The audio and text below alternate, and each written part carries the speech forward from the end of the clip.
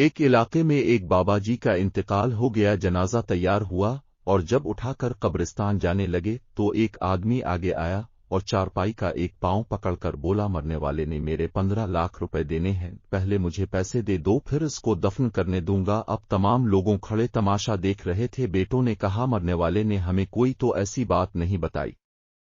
جب بات گھر کی عورتوں تک جا پہنچی، مرنے والے کی اکلوتی بیٹی نے جب یہ بات سنی تو فوراً اپنا سارا زیور اترا اور اپنی ساری نقد رقم جمع کر کے اس آدمی کے لیے بھجوا دیں اور کہا، اللہ کے لیے یہ رقم اور زیور بیچ کر اس کی رقم رکھو اور میرے ابو کا جنازہ نہ روکو، میں مرنے سے پہلے سارا قرضہ ادا کر دوں گی، باقی رقم کا جلد بندوبست کروں گی۔ اب وہ شخص کھڑا ہوا اور سارے مجمع کو مخاطب کر کے بولا، اصل بات یہ ہے کہ میں نے مرنے والے سے 15 لاکھ لینے نہیں بلکہ اس کے 15 لاکھ دینے ہیں، اور اس کے کسی وارث کو میں جانتا نہ تھا، تو میں نے یہ کھیل کھیلا۔ اب مجھے پتہ چل چکا ہے اس کی وارث ایک بیٹی ہے اور اس کا کوئی بیٹا اور کوئی بھائی نہیں۔ اب بھائی منہ اٹھا کر اسے دیکھ رہے تھے اور بیٹے بھی۔